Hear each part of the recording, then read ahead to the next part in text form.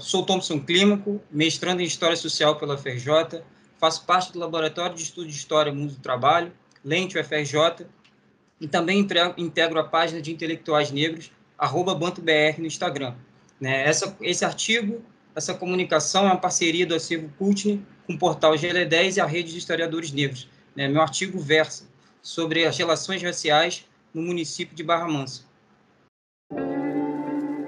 A minha pesquisa, ela versa sobre a experiência da classe trabalhadora negra no município de Barra Mansa nos anos de 1920, entre os anos de 1920 e 1930, dado que essa microrregião sul-fluminense, ela é marcada com um processo de escravidão, no século XIX, onde a historiografia se concentra num grande debate sobre o período, e, por outro lado, a microrregião fluminense, onde Barra Mansa é localizada, ela é muito discutida na historiografia por conta da Companhia Siderúrgica Nacional, fundada em 1940. Então, há um limbo de pesquisas historiográficas entre 1920 e 1930, dado que, no primeiro momento, como eu disse, há um enfoque muito grande no século XIX, exploração da mão de obra escravizada, e, por outro lado, da classe trabalhadora, da classe operária.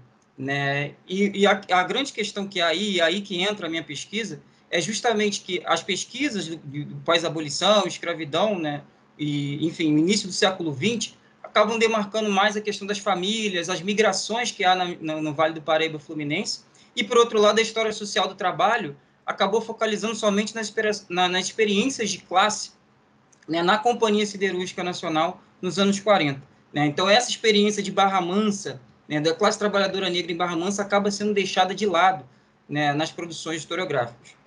Enfim, e reduzidas a um declínio econômico e populacional do município durante a Primeira República. Mas, ao analisar os documentos da Câmara Municipal, não só as atas da Câmara Municipal, também analisei as instituições operárias e os censos de 1920, os jornais da cidade, e com isso pude perceber que, sim, havia bastante essa classe trabalhadora negra negligenciada da história social do trabalho, ela não deixou de fazer parte do mundo do trabalho barramansense.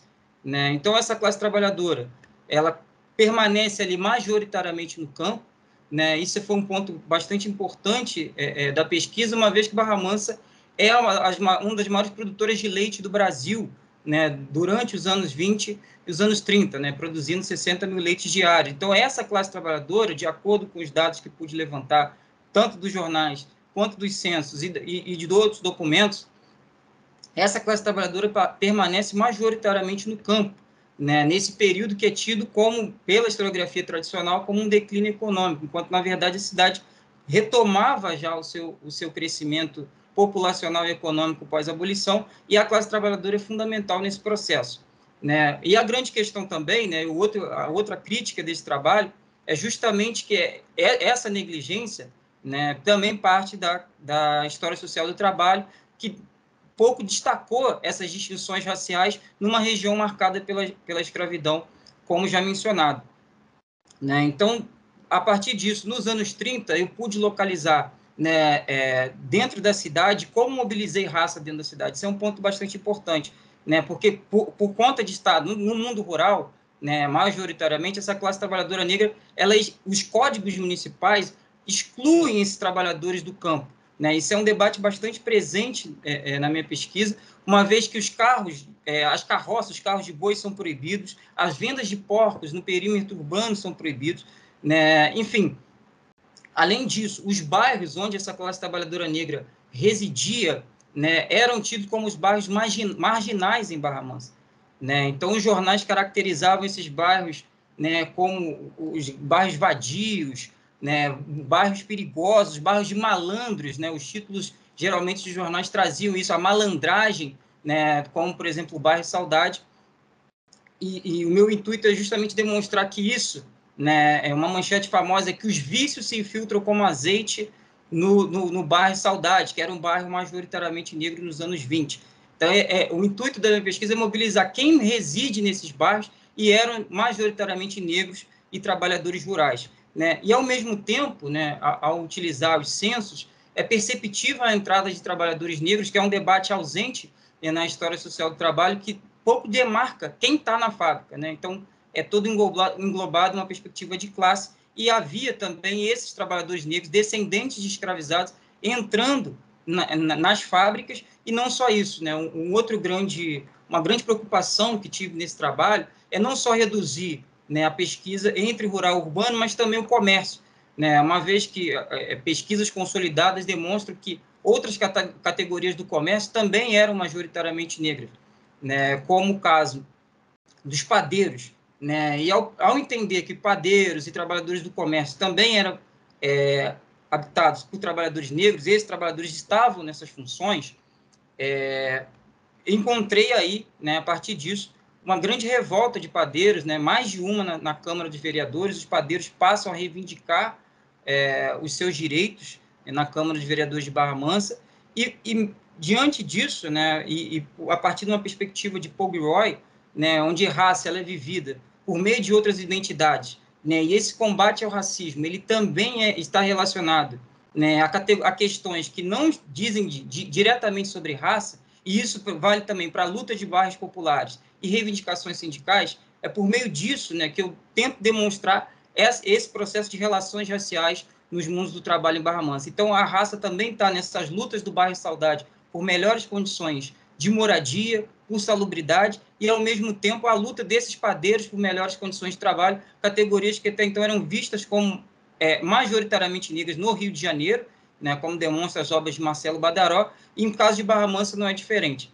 Tá? A partir dos nomes, né, isso é bastante importante na minha pesquisa, a relação das trajetórias, né, da trajetória desses trabalhadores e trabalhadoras que reivindicaram. Então, com isso, né, fica claro que nos anos 20, esses anos 20 tidos, como mencionei no início, como um processo de trabalhadores, que não há trabalho, que é um período de declínio econômico, na verdade, havia trabalho, havia reivindicações por melhores condições de trabalho, como os padeiros, que fazem 3 petições ao longo dos anos 20, né, acompanhando o grande período de greves que acontecia nacionalmente, né, no Brasil, principalmente os anos de 1927, e os padeiros de Barra Mansa se mobilizaram, né, e é importante essa questão, porque são descendentes de escravizados numa região marcada pela escravidão, né? Então, entra em contraste com essas críticas historiográficas que vem fazendo, né, que reduzem ou muitas vezes nem mencionam a questão racial e a importância disso para o entendimento de classe, né? Enfim,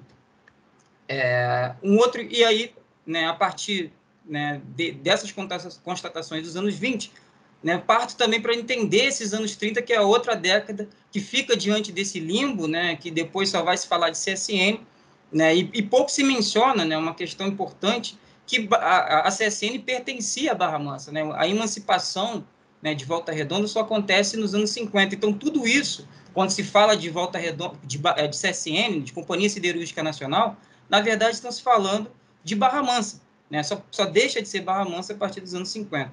Enfim, retomando os anos 30, né, esse outro limbo, como eu disse, há aí nesse momento, né, o recenseamento de 1930, ele ajuda bastante nos trabalhos por fazer uma distinção de cor entre os moradores, entre os trabalhadores, né? Então, cerca de 42% da população de Barra Mansa, segundo o censo, né, e aí vale todo um questionamento de o que é tido como preto e pardo nesse censo, mas ainda assim, nos anos 30, né, os documentos oficiais é que 42% dessa classe trabalhadora é negra, né? E a partir disso, especificamente na década de 30, eu estou discutindo não só essa relação com a cidade, como demonstrei nos anos 20, né, e com os mundos do trabalho, mas também a questão política que há, né, no governo Vargas, né? Essa noção de cidadania que há no governo Vargas por meio do trabalho, né? Esse ideal de cidadania conquistado pelo trabalho, né? Enfim, essa condição de cidadão.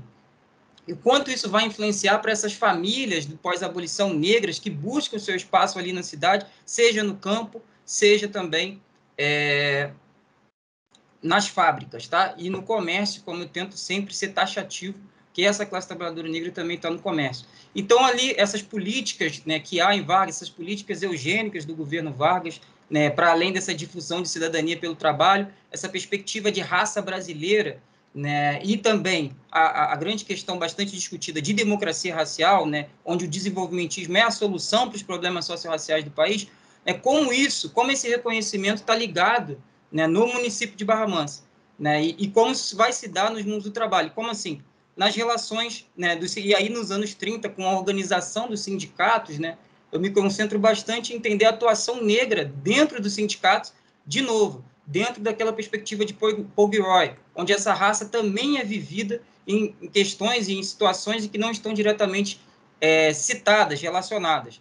Né? Então, a associação dos moradores, essa luta por acesso à educação que há vinculada ao sindicato, é um ponto bastante importante, né, onde eu faço essa intersecção das questões raciais, né, essas perspectivas teóricas e metodológicas que não limitem essa experiência do negro em Barra Mansa.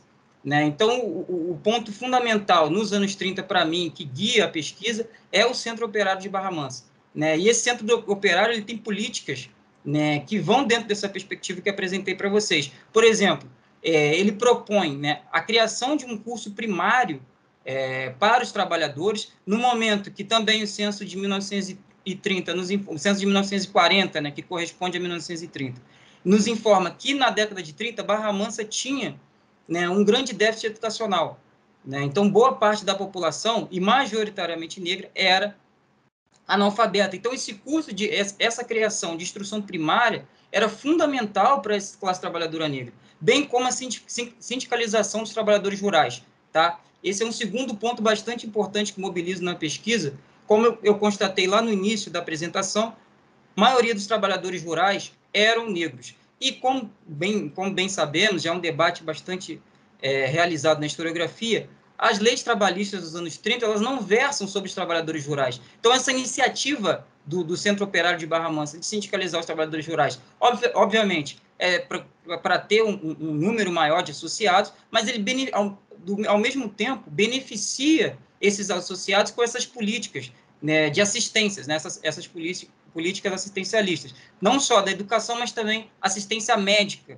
Né, outra precariedade do Brasil, né, não uma exclusividade de Barra Mansa, há uma precariedade, né, de acesso básico, né, cuidados médicos básicos na cidade. E também, outro ponto importante, né, para além da medicina e educação, é a assistência aos trabalhadores falecidos em serviço. Né? Também sabemos que a morte em trabalho é muito frequente nas fábricas nos anos 30. Então, essas políticas do Sindicato de Barra Mansa, geralmente, na historiografia tradicional, elas são lidas como políticas de classe. Né? Mas numa cidade marcada pelo processo de escravidão, com essas famílias do pós-abolição e tudo que já foi apresentado aqui, corresponde, na verdade, também uma questão racial fundamental, porque a maioria dos trabalhadores negros agora tinha uma assistência, ainda que básica, de instrução primária e de assistência médica. Né? Enfim, além disso, né, também busco demarcar nesse trabalho, né, que esses trabalhadores, essa mobilização, essas lideranças, né, a partir dos nomes dos sindicatos, a trajetória dos militantes, também há importância da militância negra dentro do sindicato, do Centro Operário de Barra Mansa, e acabei esquecendo de mencionar, me desculpe, que esse Centro Operário, ele corresponde a todas as categorias, foi uma união de várias categorias, como eletricistas, os próprios padeiros, que eu disse que se reivindicaram questões dos anos 20, também faziam parte do Centro Operário, eletricistas, enfim, é importante também destacar que operário aqui é sinônimo de trabalhador, e não só trabalhador fabril. Tá? Então, esse Centro Operário é uma instituição coletiva, né, de diversas categorias. Sendo assim, né, essas, como eu disse, as categorias majoritariamente negras foram beneficiadas por essas políticas sindicais lidas somente como de classe. Né? Enfim, então, o intuito da minha pesquisa é justamente esse, mostrar que havia esse debate dos anos 30 de raça e racialização, essa noção de pertencimento e luta por cidadania em Barra Mansa, né, ela também tem relação com o escravismo oitocentista e as famílias do pós-abolição, como as próprias questões relacionadas a racismo e racialização do século XX. Né, e nem por isso essa classe trabalhadora deixa, né, de ter experiência, de ter agência, né, seja nas instituições operárias, seja nas reivindicações por melhores condições, né, nos bairros, né, como a questão do bairro Saudade, nos anos 20, nos anos 30 não há diretamente, não foram encontradas até aqui nenhuma manifestação de maior reivindicação por bairros, mas nesse momento esses bairros que eu disse, isso é um fato curioso e importante, os bairros que nos anos 20 eram tidos como perigosos, agora são bairros operários, porque as fábricas vão se instalar neles. Então há uma modificação, né, é instalado no bairro Saudade uma siderúrgica, né, a siderúrgica Barra Mansa. Então, agora é um bairro operário, um pouco mais afastado naquele momento, né, e sem deixar de mencionar essa pecuária leiteira, essa classe trabalhadora negra ainda presente no campo, né. Então, essa experiência da exploração, né, e do racismo não se desvincula, né. Então, é esse o ponto importante aqui, né, para entender o sentido concreto de movimento operário no Vale do Paraíba Fluminense. Eu preciso entender o que perpassa pelas relações raciais no Vale do Fluminense, né, especificamente em Barra Mansa. Não só se trata somente de uma questão de classe. É mais ou menos por aí que pretendo e estou desenvolvendo essa pesquisa. Nesse artigo, tratei sobre a experiência da classe trabalhadora negra no município de Barra Mansa entre os anos 1920 e 1930. Apresentei os limbos historiográficos, a ausência do debate racial na cidade no período, bem como o protagonismo negro, da classe trabalhadora negra de Barra Mansa nesse período. Enfim, agradeço a todos que acompanharam, agradeço a audiência de todos, agradeço a todo mundo que acompanhou.